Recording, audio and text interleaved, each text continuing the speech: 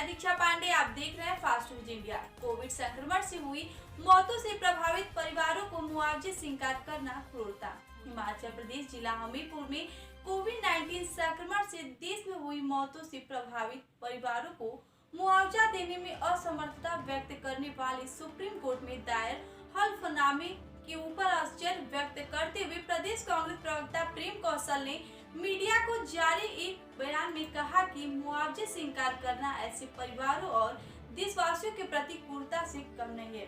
तथा आर्थिक सहायता को आर्थिक संसाधनों की कमी से जोड़कर परिभाषित करना और भी दुर्भाग्यपूर्ण है, क्योंकि पिछले लगभग एक साल में पेट्रोल डीजल से लेकर हर प्रकार की जरूरी सामानों की कीमतों में अभूतपूर्व वृद्धि हुई है, जिससे सरकार ने हजारों करोड़ रुपए का अतिरिक्त राजस्व अर्जित किया है। इसलिए सरकार का यह तर्क तथ्यों पर आधारित नहीं है। उन्होंने कहा कि जब 22,000 करोड़ रुपए की लागत से सांसद भवन और प्रधानमंत्री निवास का निर्माण किया जा सकता है,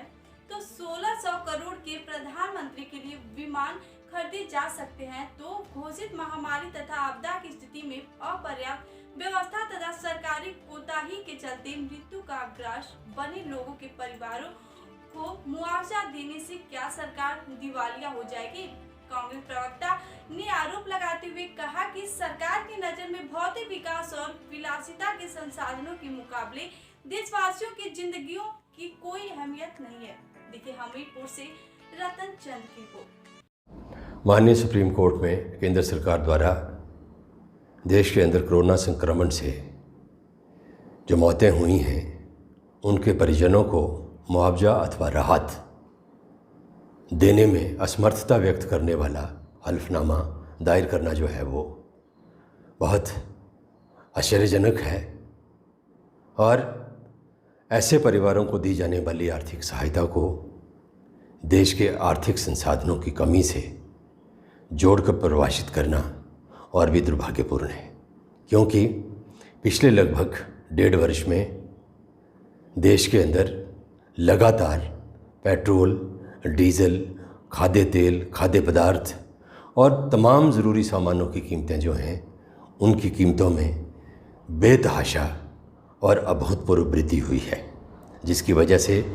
सरकार को हज़ारों करोड़ रुपए का अतिरिक्त राजस्व प्राप्त हुआ है। इसके अतिरिक्त हज़ारों करोड़ रुपया कोविड फंड के नाम से लोगों ने अनुदान के रूप में सरकार को दिया है। एक तरफ प्रधानमंत्री आवास, उपराष्ट्रपति आवास और नए संसद भवन के निर्माण में लगभग 22,000 करोड़ रुपया जो है वो सरकार खर्च करने जा रही है। 16,000 करोड़ रुपए के विमान प्रधानमंत्री की यात्रा करने के लिए खरीदे जा रहे हैं और इतना भारी भरकम धन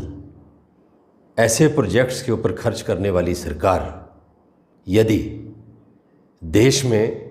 कोरोना महामारी से प्रभावित और विशेषकर जो लोग मौत के मुंह में चले गए उनके परिवारों को मुआवजा अथवा राहत देने में हाथ खड़े करे, तो ये बहुत दुर्भाग्यपूर्ण है और मैं समझता हूँ कि ऐसे परिवारों के प्रति, प्रभावित लोगों के प्रति सरकार की क्रूरता है। ऐसा प्रतीत होता है कि जो वर्तमान सरकार है उसका जो एक भौतिक विकास